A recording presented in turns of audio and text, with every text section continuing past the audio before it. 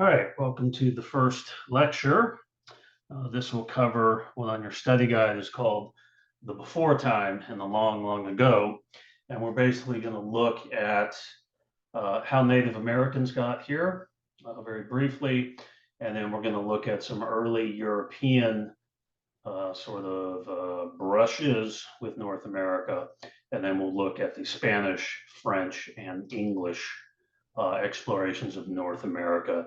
And we'll end with the Roanoke disaster. All right, so let me share screen. I'm going to use PowerPoint and just use blank slides as sort of a chalkboard, if you will. I know it's not the most exciting thing to watch videos and look at a static screen, but that's hybrid class for you.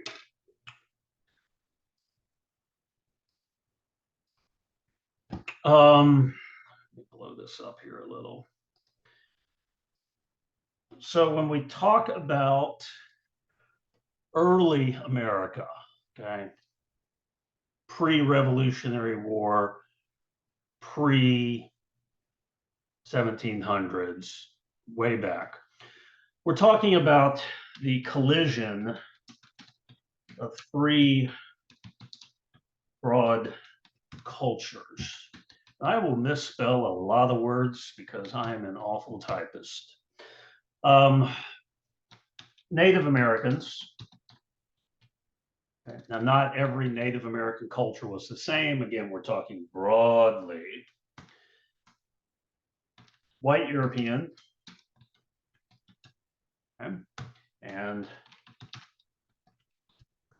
Africans. Now, these three broad groups came here for different reasons and by different means. Native Americans, Europeans having their own reasons for coming here, and then, of course, Africans having a very unpleasant reason for coming here. So we're going to sort of break them down one at a time across this lecture. Actually, with Africans, we'll get to that when we talk about slavery in the New World, which will be in a different video probably next week. So we're mainly going to focus on these two groups, but we will come back and talk about Africa and the Americas soon.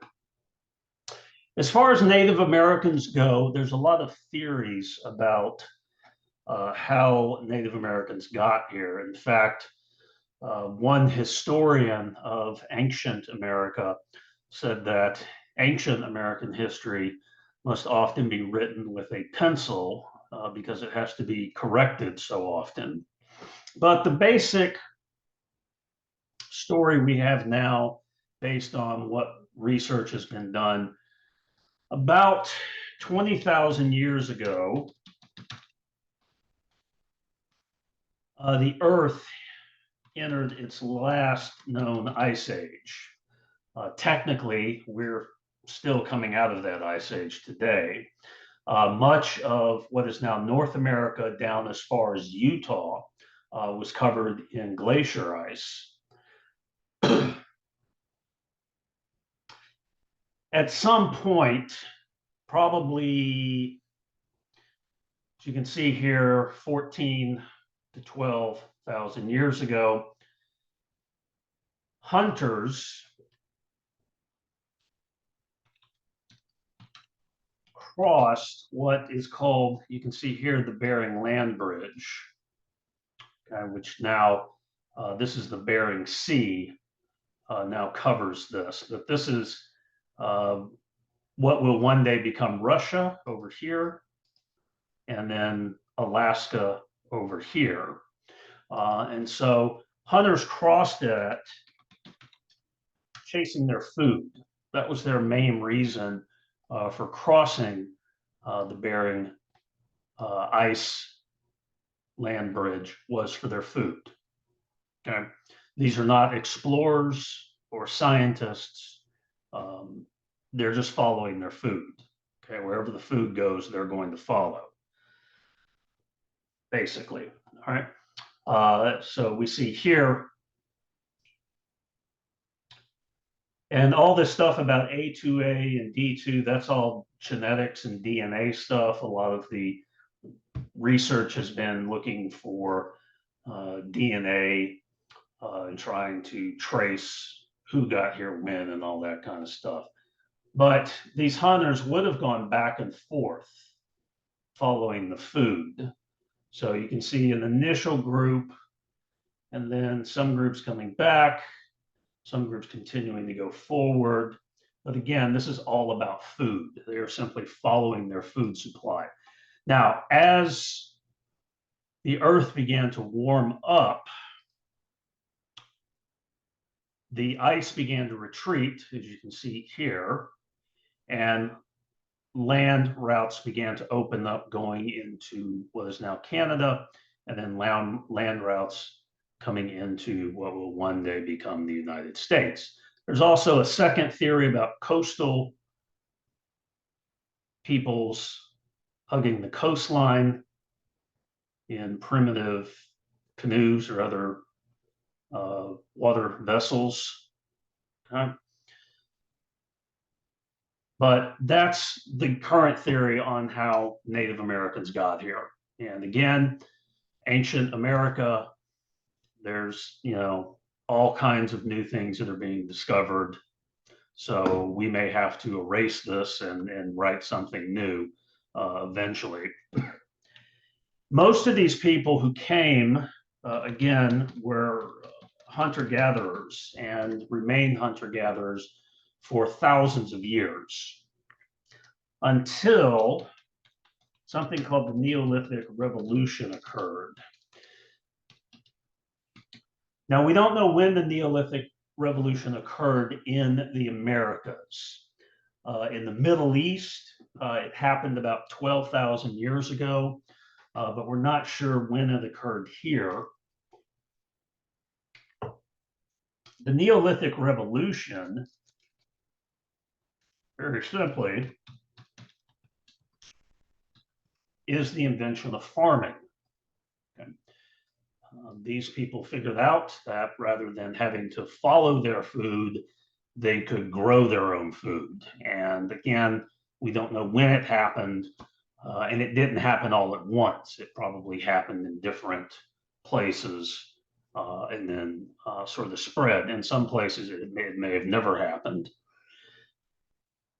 This allowed ancient Americans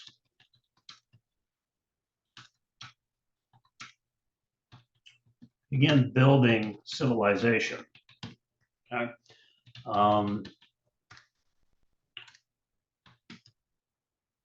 And I'm a terrible speller. Ancient.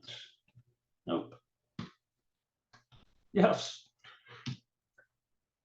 This began them to build civilizations, okay? Because when they were nomads, there was no point in building anything permanent, and there wasn't a lot of time. If your main goal for the day is to go out and kill a water buffalo to feed your people, you don't have a lot of time for art or geometry or astronomy or anything like that. But once there was a stable food supply, then we begin to see civilization. So we see things like buildings, we see art, we see writing, we see eventually literature, we see science, we see all those things building because people have a stable food source. Now, it's not everybody who gets to go into art and literature. There's a lot of people who still have to do the food stuff. Probably 90% of people in a area would still be involved in food production, but you'd have 10% who could begin building a civilization, a written language, science, architecture, art, those type of things. All right. So the invention of farming, stable food supply, civilization. Okay, that's the Neolithic Revolution. Now, the native peoples were cut off from the rest of the world. The oceans filled up as the Ice Age drifted back into memory, and the Europeans and the Asians and the Africans knew nothing about these ancient native peoples. So we're going to jump the story several thousand years forward until we get to the first Europeans.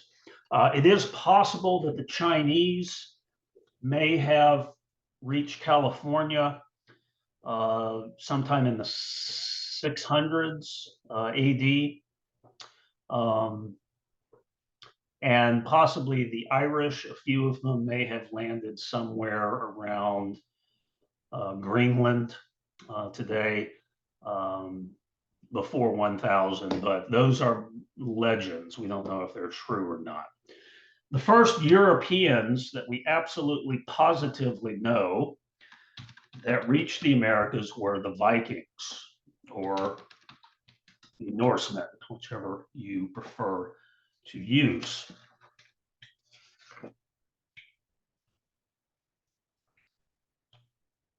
Around 985 AD, a Viking by the name of Leif the Red landed his people at a place which he named Greenland, which you can see. Let me get rid of this thing here. So you can see Eric landing about here, and then maybe another village right there. We're not sure why Eric did this. There's some fragmentary evidence that he had killed somebody and was fleeing, authorities. And then about 15 years later, so around 1000 AD, his son, hang on, I got these names wrong here.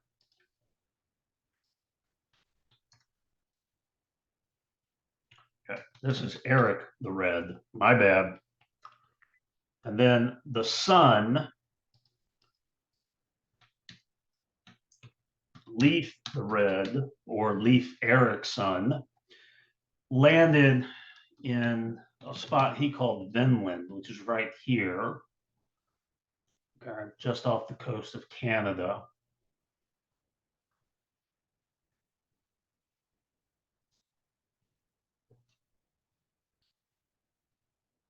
The Vikings were able to stay temporarily in this area because of an event called the Little Optimum. From about 800 to about 1000 AD, the northern hemisphere, that is everything north of the equator,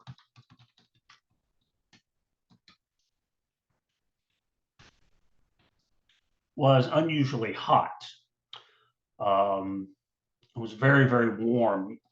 Even up here in Scotland, they were growing grapes to make wine. That's how warm it was. This unusual warmth meant that Greenland and Vinland, which are normally not good places for farming, were acceptable places for farming. So the Vikings were able to scratch out an existence up here because of the weather. The problem, though, for the Vikings is that at about 1000, the temperatures changed again and everything plunged into a little ice age up here in the European area that would last for about 300 years. And so the Vikings' food supply failed, leading the Vikings to abandon their colonies. Once the food supply failed, they could no longer stay in this area, and so they split. Okay. Here's a little bit more in-depth map. Here are some ruins This is a Viking church in Greenland that was left behind by the Vikings.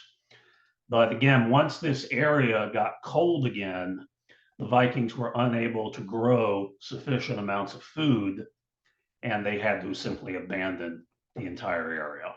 Okay. Other European nations were completely unaware of what the Vikings were doing. In fact, we didn't even know that the Vikings had gotten to Vinland, right, until the 1970s. So the rest of Europe really not knowing what this little band of Vikings were doing, concerned with its own issues and its own problems. Once Europe entered that little ice age, that is also a period that is frequently known as the Dark Ages, because once the weather began to change again, there were crop failures, malnutrition,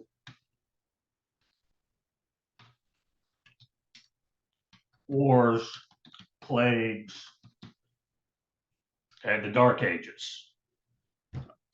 So if you were living in the Dark Ages, if you survived childhood diseases, you had about 30 or 35 years to procreate and to pass along your superior genetics before you would probably die. Again, it was a short, brutal life for most Europeans during that 300-year period.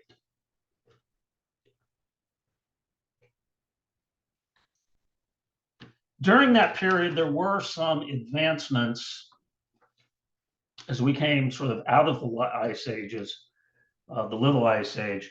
There was some exploration that began to occur after 1300. In particular, was the Silk Road. This is the Silk Road. It's a road, move this box, running from Italy across the Middle East through what was called Persia, now the Iran-Iraq period, across the steppes, out to China. There's another route that goes to India. It was a very dangerous trip, okay? Once you get out of Europe, these people are probably fighting each other. The Ottoman Empire and the Eastern Byzantine Empire are in almost a perpetual death match. Then you have to get across here, again, hoping that nobody kills you. Then there's a particular virulent form of the plague that lives out here. Then you have to bribe all these people out here not to kill you. And then eventually you get to China or India, where there's a lot of spices and silks and those type of things. Then you have to make the trip back. Again, paying these people not to kill you, surviving the plagues, hoping these people aren't at war, and getting back. So you could make a lot of money on the Silk Road, but it was very dangerous. There is a more sea route version that began to develop as well. Right. So trade and exploration did begin to pick up as Europe came out of the Little Ice Age after 1300.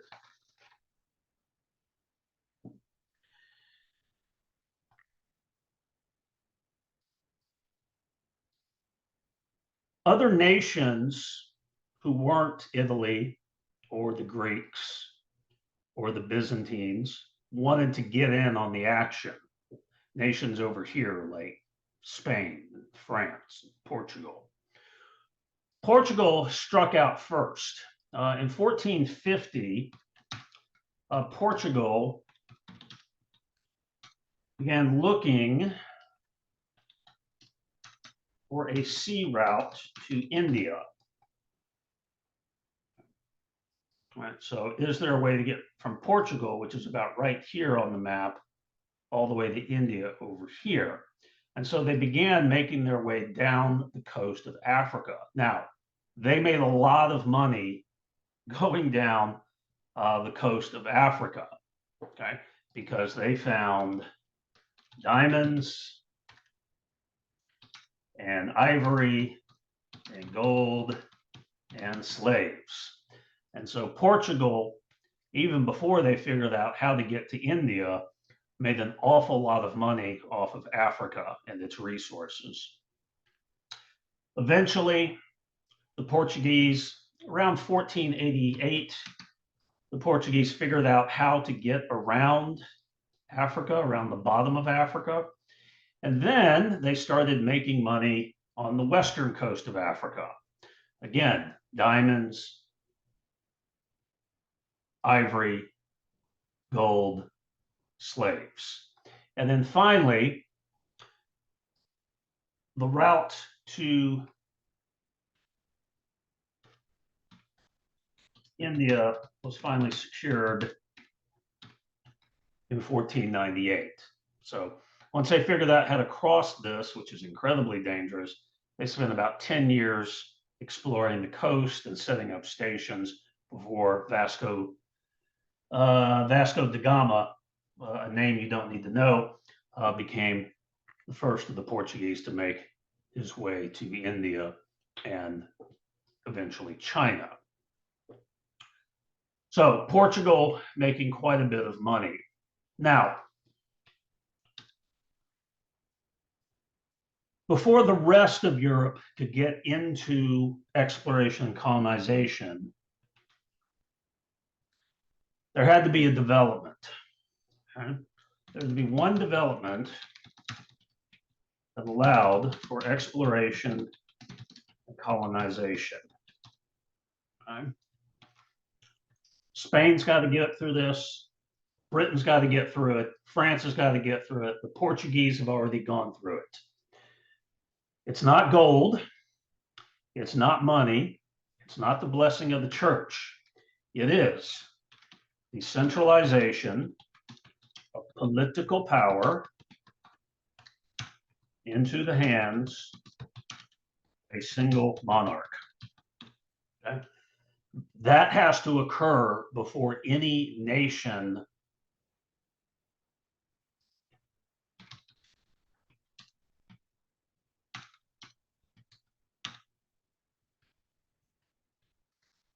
get into exploration and colonization. Okay? Centralization, political power into the hands of a single monarch. This was done in two ways.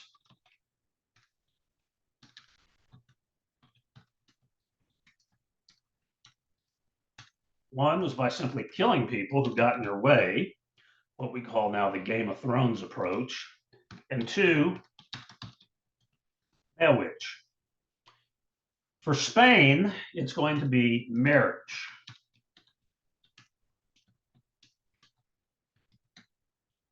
In 1469, the two most powerful families in Spain united. Ferdinand and Isabella married. Okay. So these two kids get married. It unites the two most powerful families in Spain into a single family, a single monarchy. Okay. France will have their own version of this. The British will have their own version of this as well.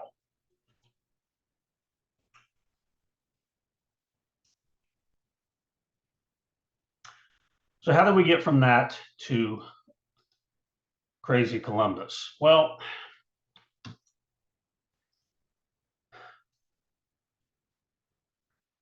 there were three things that were maybe not three. I'm speaking ahead of myself, but there were reasons why Ferdinand and Isabella were willing to give Columbus a chance.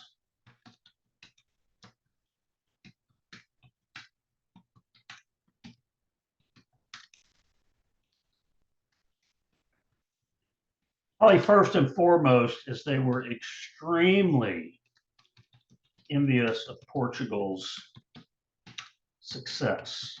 Okay? Portugal was making a ton of money, not only from Africa, but from also its trade with India and China. And Ferdinand and Isabella wanted some of that money. Okay. Second,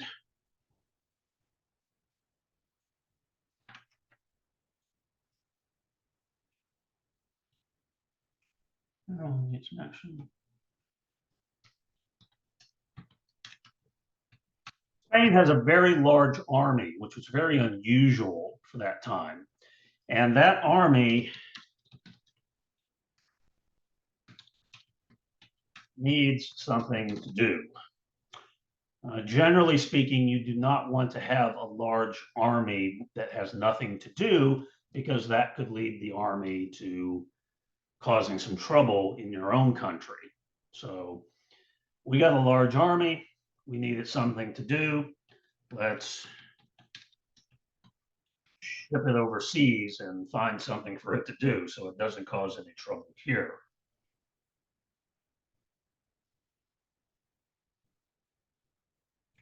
So 1492,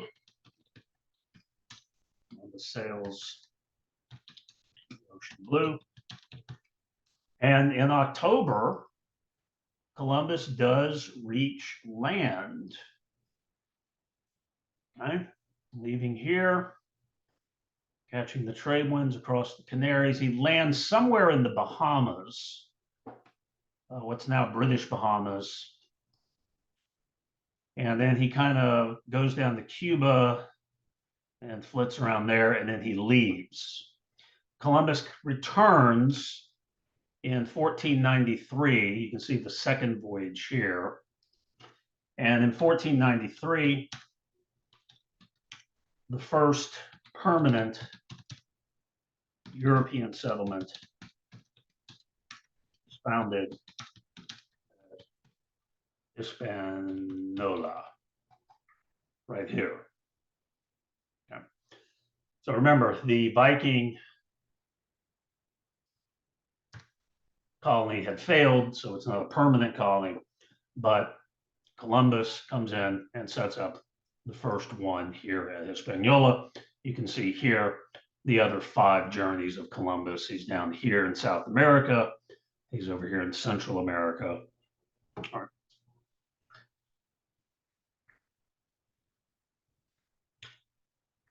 For the first quarter century after Columbus, more or less, let's say about 1493 to 1515, the Spanish are in the Caribbean. We'll come back and talk about the English later, but let's talk about the Spanish. You have Ponce de Leon going up to Florida for spring break.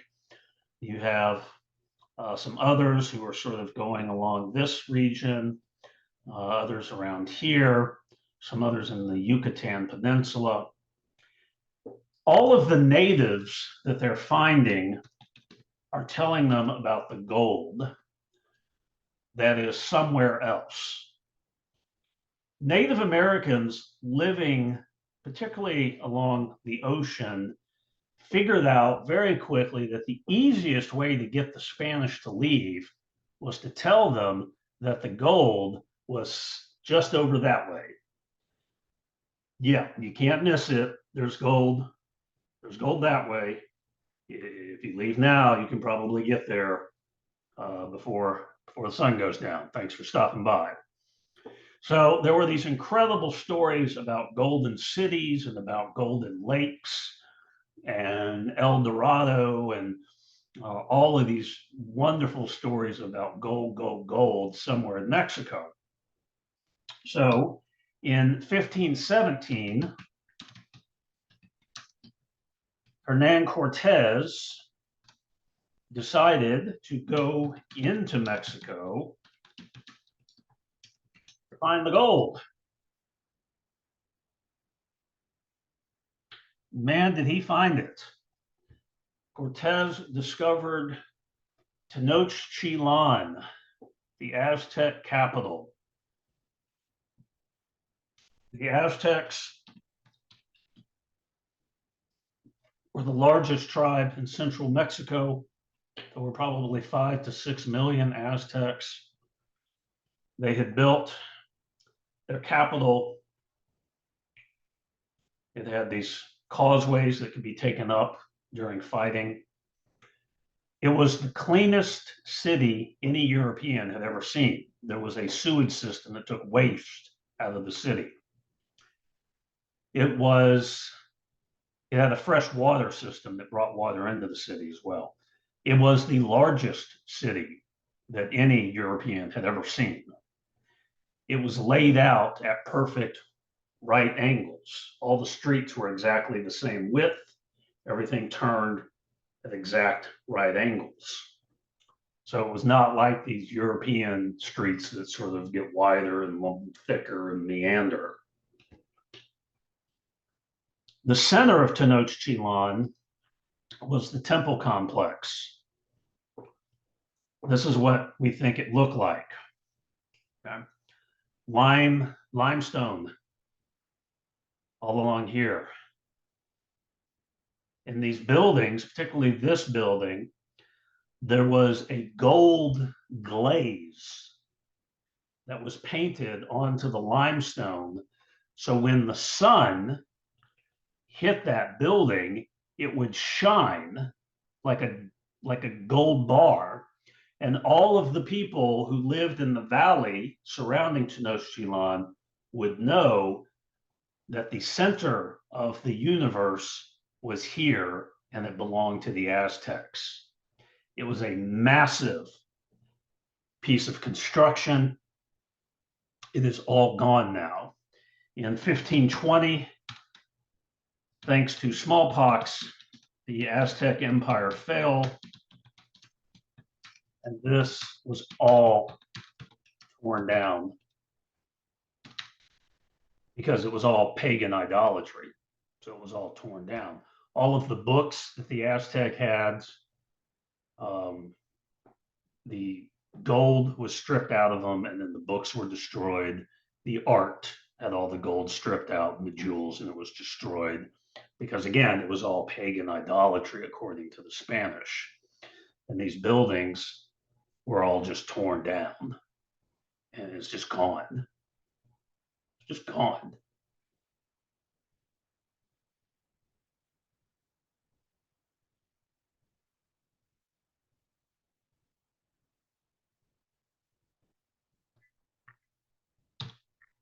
After the collapse of the Aztec Empire, the Spanish began moving into what will one day be the United States. There are 3 expeditions that move into the United States that we need to talk about. So let's talk about them. The first one that you're probably familiar with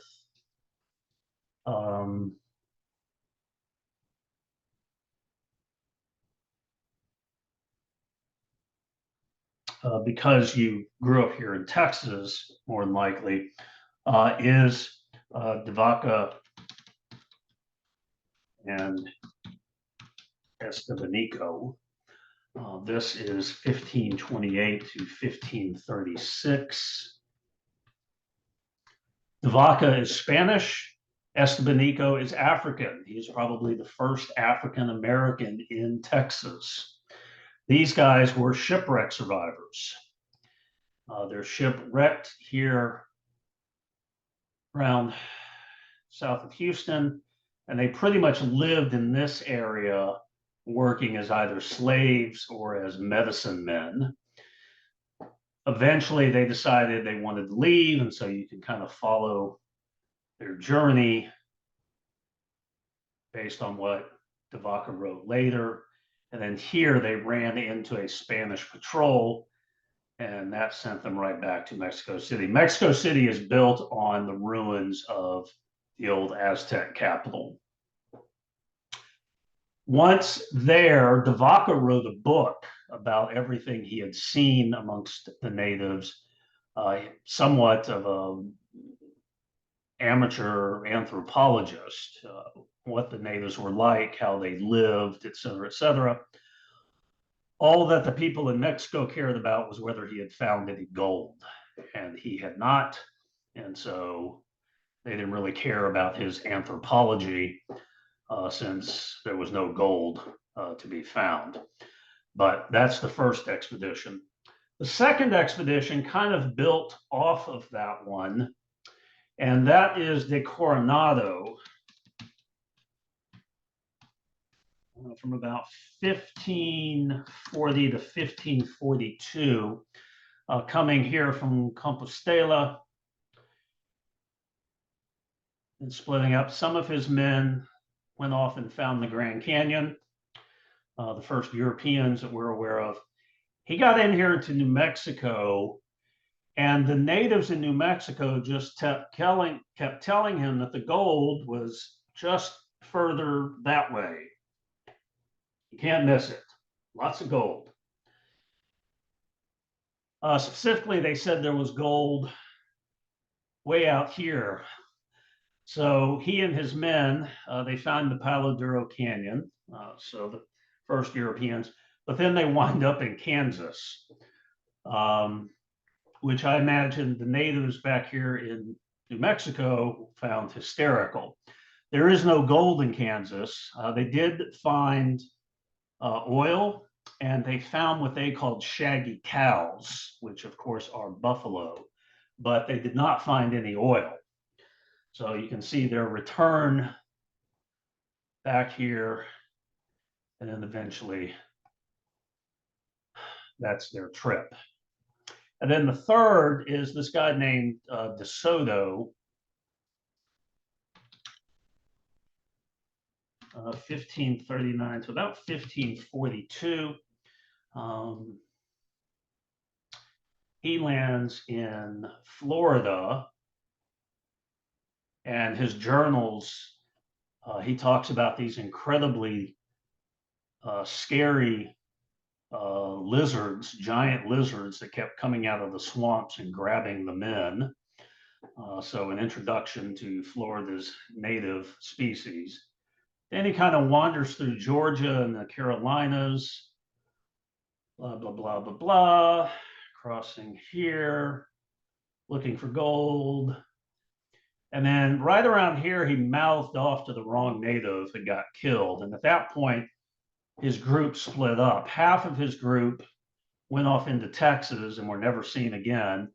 And then the other half went down the Mississippi and then just kind of hugged the coastline until they got back to Mexico. So again, no gold. Why do we even mention these? The reason that we mention these particular expeditions, every place where those men stepped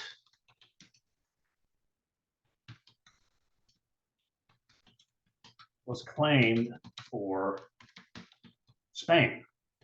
So every place that De Vaca went, every place that De Soto went, every place, I'm sorry, that was de Coronado, every place that De Soto went, they claimed that territory for the Spanish sovereign. Okay, so that's why we mention these, because Spain, that's going to allow Spain to claim basically everything from Florida across to Texas and then up into California. Other European nations now began to get in on the action, particularly the French. The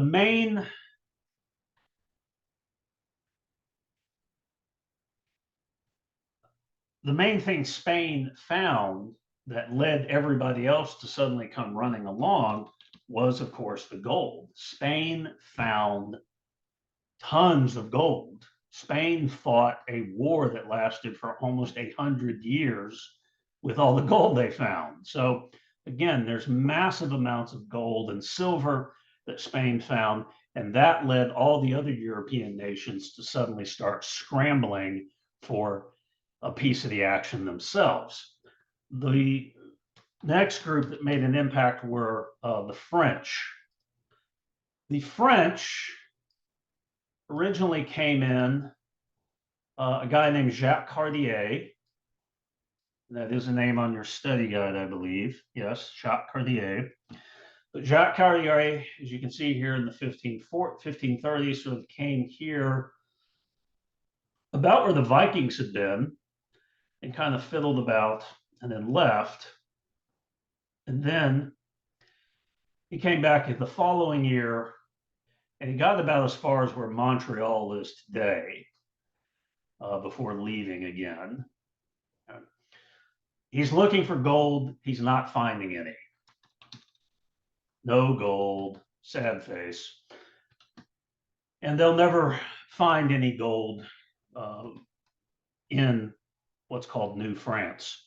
Eventually, other French explorers will pick up where Cartier left off. You see Champlain in the Great Lakes, Marquette and Joliet, and then, of course, the greatest of the French explorers, La Salle.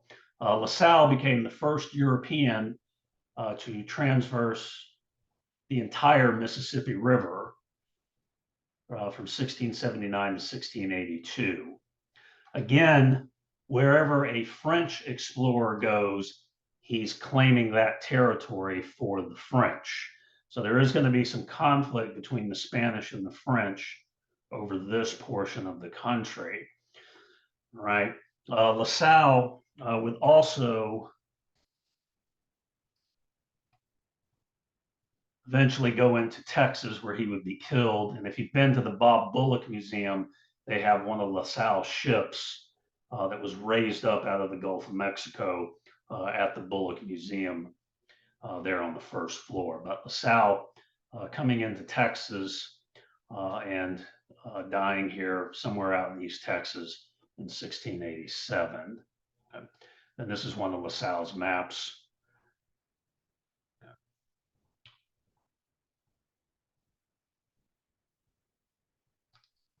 And you can see here, the French will eventually grab this territory. So Spanish Florida, and then of course Spain will have everything going all the way up to California, but the French will take massive amounts of Canada and the Mississippi Valley and part of what we now call the Midwest. The French did not find any gold, but what they did find was fur. And so it will not be gold that is the main export to France, it will be fur. And so a lot of these forts out here, Fort Antone, Fort St. Louis, Fort Detroit, those are going to be fur trading stations where the fur traders will bring in their fur. Because France is getting fur from the New World, France needs to form an economic partnership with Native Americans. The whole fur trade means that needs Native Americans. Okay? And so that's going to be a very different relationship that the French have compared to the Spanish. Spain's Native American policy at first was basically enslavement. That'll change later. England's Native American policy will be to push the natives further and further out. But for the French, it will be a partnership, okay? Because the fur trade needs Native Americans. And so they will treat the natives as equals. And that's going to have a profound effect on British and American history that we'll get to towards the end of this unit and also in Unit 2. So that's the French. They do spread out quite a bit, and their main economic good is fur. The English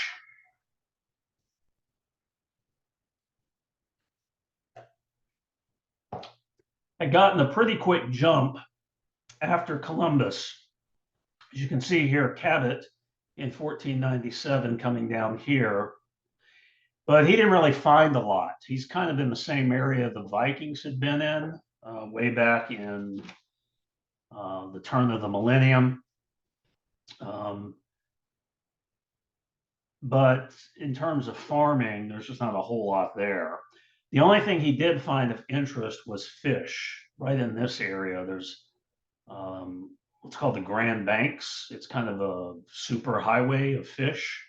And so for the English, it will be fishing. From 1500 to 1550, massive, about 400 fishing vessels per season will come out here and fish in the Grand Banks. They will have to set up drying operations on land. So either up here in Greenland or over here. And so that means that the first real contact between Englishmen and Native Americans was through these fishermen, which is kind of amazing. But most of them were illiterate, so we really don't have their stories very much. But they would have been the ones who would have had first contact with Native Americans amongst the English. England failed to colonize any further after the Cabots, mainly because of religious and political turmoil in England from about 1550 until about 1585. There was a lot of overturn religiously, there was a lot of overturn politically. So let me briefly sort of walk us through this.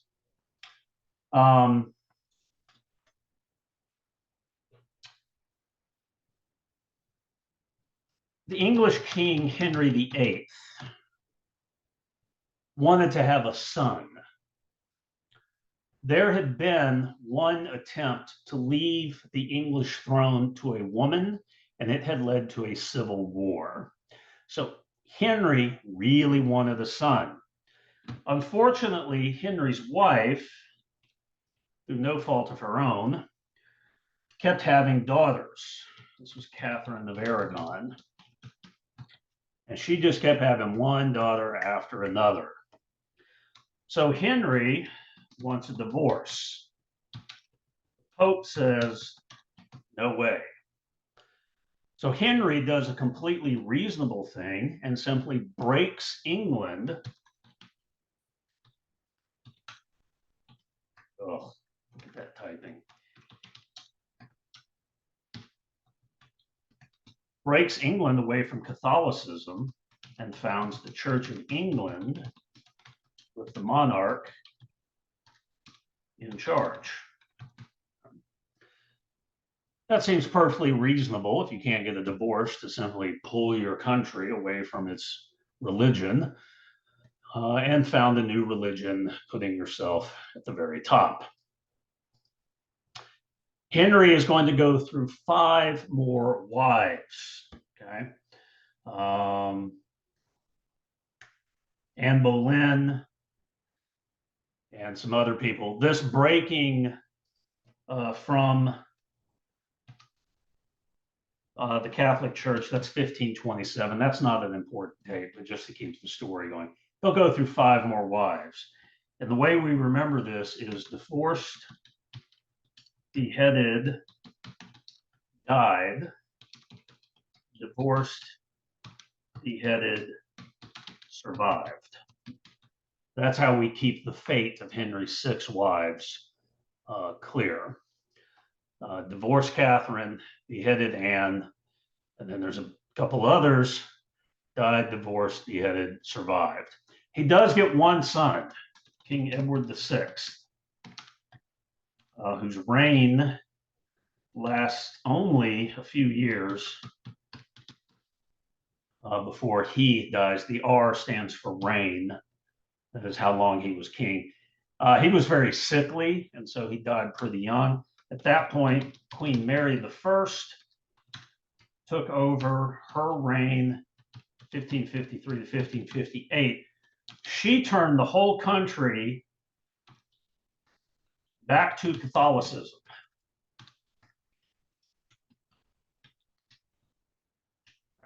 She's also known as Bloody Mary. Those of you, people who didn't want to be Catholic, she had them put to death. If you're familiar with Fox's Book of Martyrs, talks a lot about the people who were put to death. The first man to translate the Bible into English was put to death. These people were usually burned at the stake, which is what you do with heretics. Queen Mary died in 1558, probably from a cyst on her ovarian, on her ovaries. And that gets us Queen Elizabeth I, who will reign from 1558 to 1603. And everybody's going back to the Church of England. Okay. So if you've noticed here, we've had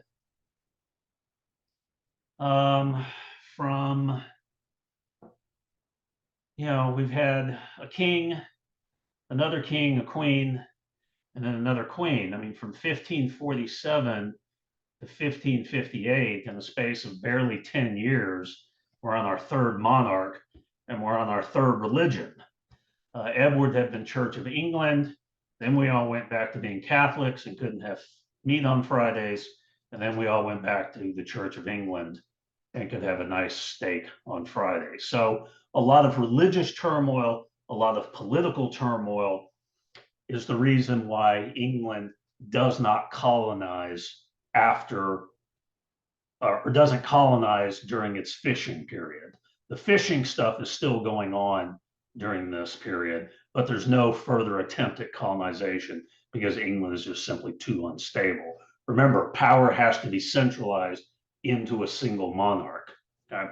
And there's simply been too much turmoil for one monarch to really get a grip on things. But Elizabeth is going to have a nice long reign, okay, 1558 to 1603, 45 years. That makes her the third longest reign of any monarch of England. Second place being Queen Victoria, first place being the recently departed Queen Elizabeth II. So it'll be during Elizabeth I's reign that England will start looking at colonizing the New World. Why is that? In the 1570s,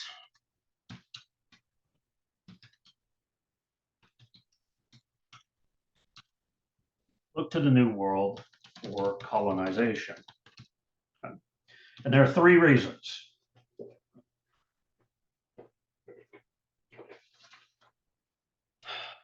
First of all, Spain had destroyed Antwerp.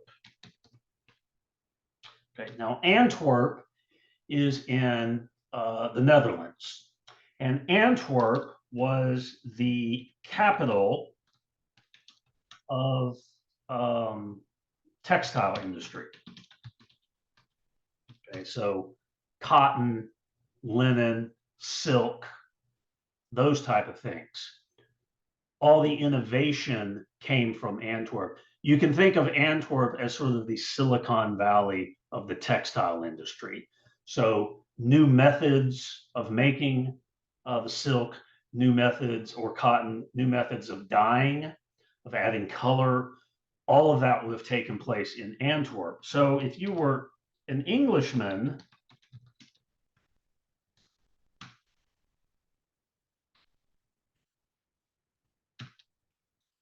looking to invest, well, Antwerp was the place to invest. It was like Silicon Valley. You know, some company may have a new process for making silk. I'm going to invest in that company, right? Some company has figured out how to get purple dye to look even more purpley. You might invest in that company. The problem is that Antwerp is now a smoking hole in the ground. And so a lot of that investment money isn't going to go to Antwerp. It's going to go to colonies in the New World. Okay, so that's reason number one. We got a lot of investment money and we got no place to invest it. So it's going to go to the New World. Second,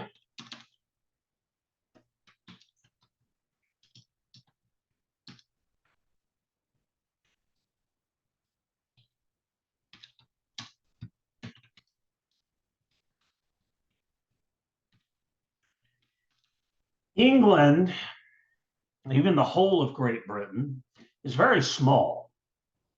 You could drive from South England, the southernmost point of England, to the northernmost point of England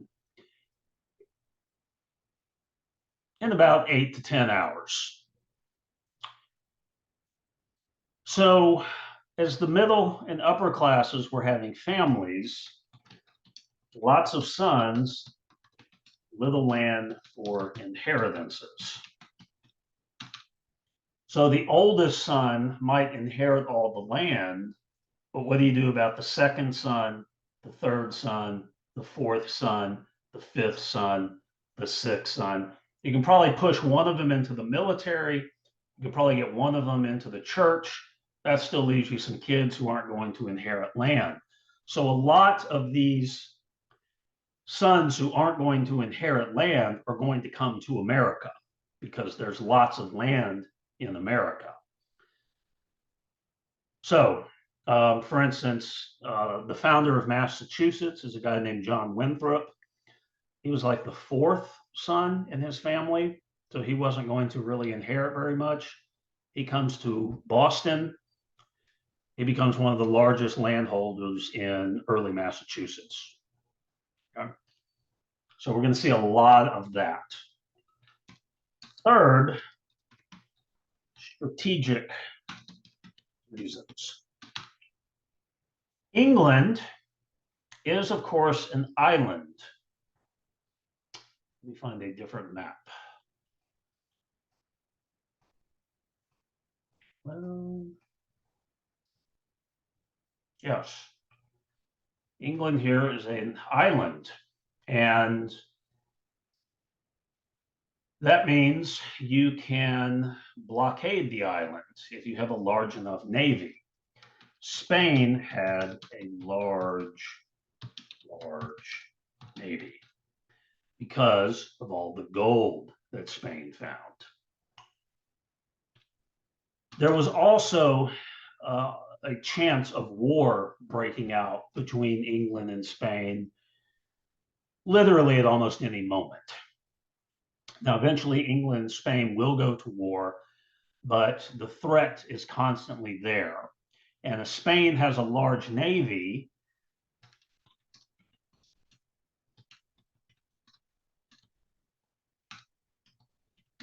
Spain might surround England. But if England existed in America as well, right, if this was England, but this was also England, Spain would have to spread its navy out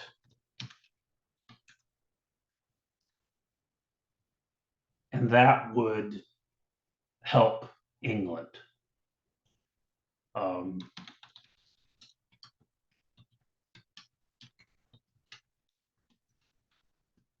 If a war broke out, Spain would have to send part of its army. Let's say this war does break out eventually between England and Spain. Spain will have to send part of its navy over here, and that will relieve some of the pressure on England itself if a war does break out. So England starts looking to the New World for colonization. Again, we have investment monies. It's not going to Antwerp, so it'll go to America. We have a shortage of land among the middle and upper classes. We have a lot of sons, very little land for inheritance. And then we have these strategic reasons, Spain's very large army and navy. If England is in multiple places, then Spain will have to be in multiple places, and that will relieve the pressure on the mother country. So where to first? Well,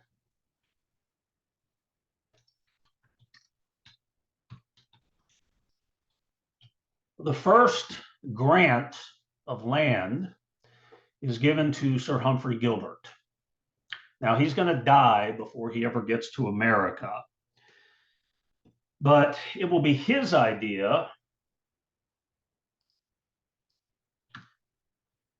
to send to America the English poor and English religious centers. Okay? Again, Elizabeth had switched everything back to the Church of England, but she allowed for religious minorities like the Puritans, the Baptists, the Quakers, things like that.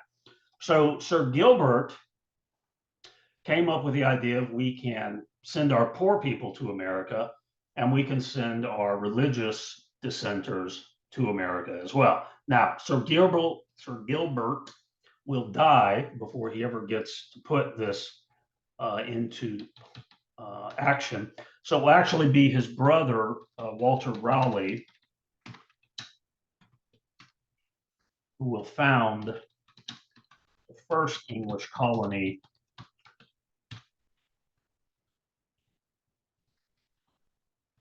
Roanoke colony in 1585. Roanoke is here. It's off the coast of North Carolina, the Channel Islands out here. It's a really bad spot for a colony. There was a drought going on in Roanoke during that period. So it's going to be hard to feed the colonies. The natives in the area were also kind of already pissed off at the English. There had been some encounters before, and they had not been pleasant for the natives. So they were already in kind of a bad mood. The colony was cut off. Actually, the governor of the colony went back to England to get more supplies, and the war finally broke out between England and Spain. And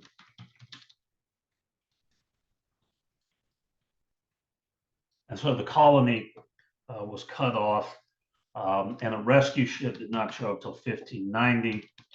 Colony deserted, no bodies, no clues.